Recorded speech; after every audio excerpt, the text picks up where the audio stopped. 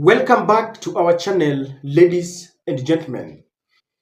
Just a day after US trade representatives flagged off Kenya and accused Ruto's administration of awarding major contracts to the highest bidder, thereby denying the American businessmen an opportunity to trade fairly with the Kenyan government. The Controller of Budget, Dr. Margaret Nyakang'o, is spilling even more dirty beans in public. There are allegations of corruption both in the county and the national government. And I want us to refresh our minds very quickly. This was on on the headlines of the Daily Nation. In Kirinyaga County, governor's office chair was purchased at 648,000 Kenya shillings, just one chair. So as the people of Kirinyaga, toil and sweat to maintain the governor's office, there's a lot of wastage. In Statehouse, there was a purchase of a watch at 750,000 Kenya shillings. And in Kefis, a TV screen was purchased at 438,000 Kenya shillings. In Statehouse again, just an umbrella, I don't know how special this umbrella is, was purchased at 3,000. And Kenya Ports Authority, carpet replacement in board chairpersons and managing director's office, just a carpet went for, I think the total was 4,984,000. I mean, this is just unacceptable. And then in Homa Bay County, hiring of a chase car to Governor Madam Gladys Wanga went for 522,000 Kenya shillings. But then I want us to concentrate on the national government, because after William Ruto realized that this is going to nail him, he decided to use PR as usual, and he has quickly sent Mudavadi to silence Dr. Margaret Nyakang'o. And how does he expect to achieve this? Now he wants to confuse Kenyans, because instead of ensuring that he picks the bull by its horns, this is also happening in the wake of allegations of corruption at the Ministry of Agriculture, where the supply of fertilizer was mixed with the fake fertilizer, and you know what is happening in the country. So he wants to confuse Kenyans, and this is what he has decided. Government establishes corruption prevention committees to combat graft. What exactly does it mean? It says here that the government has announced the establishment of corruption prevention committees across all state departments in a move aimed at tackling corruption head-on. This decision comes in the wake of a damning report released by the Ethics and Anti-Corruption Commission highlighting pervasive corruption within various sectors of the government. Led by Prime Cabinet Secretary and Cabinet Secretary for Foreign and Diaspora Affairs, Mudavadi, the initiative aims to instill a culture of transparency, accountability, and integrity within government institutions. This is our government. The corruption prevention committees will be chaired by principal secretaries and will be tasked with identifying and mitigating corruption risks within their respective departments. They will work closely with the relevant stakeholders to implement anti-corruption measures and ensure compliance with ethical standards and legal regulations. Ladies and gentlemen, even if I don't go beyond that, tell me what is wrong with our government. Let me just begin by saying this. They are saying that these corruption prevention committees will be headed by the PSS. I want you to look, for example, when the PS in the Ministry of Agriculture decided to stop the supply of the implicated fake fertilizer. And he did a letter to the NCPB telling them, stop supplying this. The minister, Michika Linturi himself, decided to overrule him and said, let the supply continue the distribution of fertilizers because there is no fake fertilizer. Until today, after the NCPB realized that John Alanamu had exposed them, and they decided to say, yes, there's this particular supply, and we have decided to take legal action against the perpetrators. So when you tell me that the PSS will be in charge of these committees, I have got my doubts. Let me ask you a question. What is it that the Ethics and Anti-Corruption Commission cannot do that these committees will be doing? Do we need to strengthen the already established institutions that deal with corruption, or we need to create more committees? Which one should we be doing? This is a ploy to sanitize some of these, ministries where corruption, is deeply rooted, so that instead of, terminating the contracts of some of these people, they want to look like they are now tackling corruption, and they're telling us that in every department. This is really, let me just say, this government thinks that we can all be hoodwinked at all times. They still believe that we are gullible. And let me tell you why this is not going to work. Ladies and gentlemen, our courts have complained that the institutions that are supposed to help fight corruption are lying in bed with the executive that has no intention of fighting corruption. I will mention this for 1,000th time, that when the Aurora and Kimarer dam case was being terminated, the judge who was handling that case said that I'm only doing this because of the dereliction of duty from the Office of the Director of Public Prosecution. These are the people who are supposed to help fight corruption, and they are sabotaging it. How is this going to happen? Even if you create 1,000 and 1,000,000 departments, you call them anti-corruption committees. How? This will not.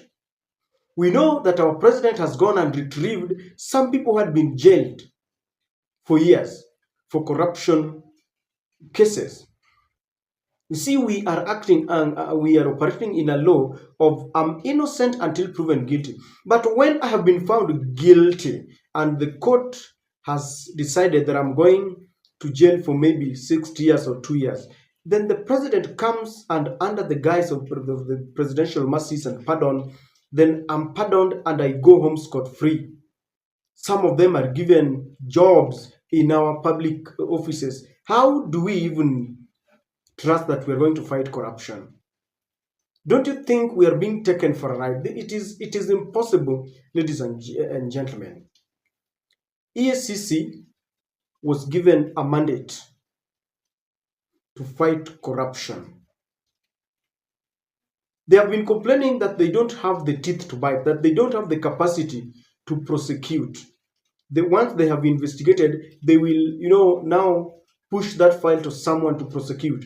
And the people in whose hands and the powers we have given to prosecute are the people who now sabotage this.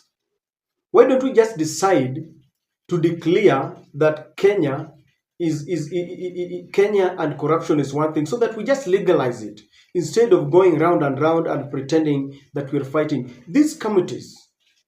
Who are going to sit in these committees? Aren't we just creating more jobs for nothing? Because now we are creating an opportunity to create more jobs to our relatives and girlfriends and boyfriends and our friends. And when a doctor who is on the street, who has abandoned his tools, gets this news that a watch was bought at, let me just refresh that again, that a watch was bought at 750,000 Kenya shillings, and you tell them that there is no money. Interns have not been given the amount of money that the union is fighting for, and then you tell them there is no money. Yet an umbrella is bought at 3,000. Ladies and gentlemen, even if you are a doctor, would you accept to go back to work and you are told there is no job, there is no money? And if Ruto is not careful, then you will realize that teachers will give a strike notice because they realize, oh, there is money. It is not that they don't want to give us money, but in State House, there's a lot of wastage. Before you know it, every government department will want to go on strike because they are doing it knowing very well that there is a lot of money. And this is why we have a lot of worries when people are deducted the housing levy. And it is in the hands of the very people who are being accused of being corrupt. As long as there is power, what will you do to them? There are a lot of concerns. Is our money safe? That is the biggest question, ladies and gentlemen. And if we are not careful, we are going to plunge this nation into an irretrievable quagmire because we are being led by people who don't care at all, at all.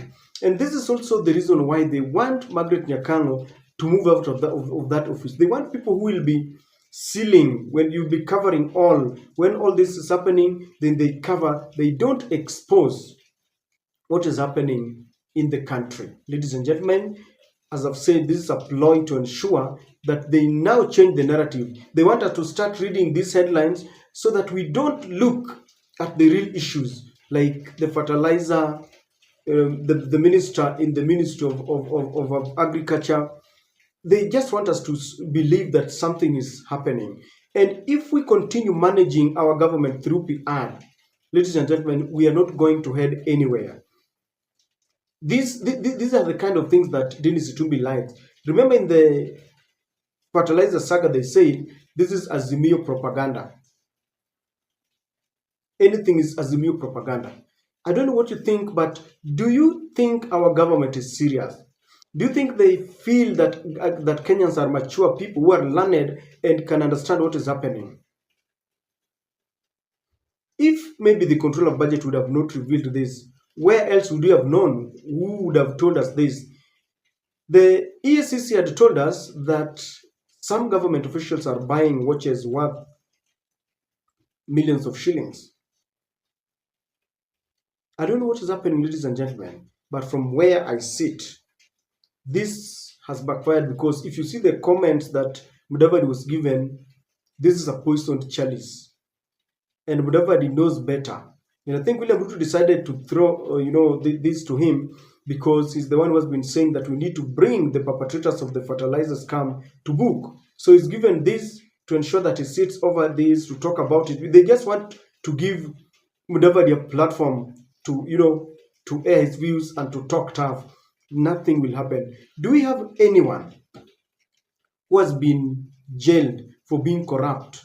I'm not talking of the small people, the police who has been, caught taking 50,000 Kenya shillings. No, not 50, but 50 shillings on the roads, pale kwa barabara wanachukua hongo. I'm talking of someone, the big fishes, who is in this government who has been jailed. From all I know, all those people who are friendly to the government have won their land cases, their corruption cases. Some of them were thrown away, and they were saying that it is because there was lack of proper investigation. Ladies and gentlemen, all the government independent institutions that are supposed to help in fighting corruption have been pocketed. There is a kind of state capture. And without political goodwill, nothing will happen. It doesn't matter how many committees you want to form, as long as it is not coming from the head and they know. I'm telling you, we will not have zero tolerance to corruption. And Kenyans know, you cannot, tell them that we are forming this. You cannot threaten them. It is like bandits. You threaten them and they know very well that you don't have the goodwill to fight the corruption. They know very well that we are stealing this cattle. We will sell them to, Mabwenyenye, those political leaders and the people who are doing business. We are doing business with them because we'll sell to them. You threaten them. It doesn't matter how much the interior minister threatens and do what. They know very well that ni wale tunafanya biashara. So Kenyans know that even if you form committees, we know there is no political goodwill. I don't know what you think, but if this is the kind of government that we want to have for the next 5 years and even beyond, then we should brace ourselves for even tougher times. We don't have money to give to the schools for the capitation fee. We don't have money to give doctors, yet we have a lot of money to waste. And then we're now creating committees to try and sanitize some of these, to hoodwink Kenyans that, we are fighting corruption. It doesn't work that way. And Kenyans are wiser than this. I don't know what you think, but that is my take.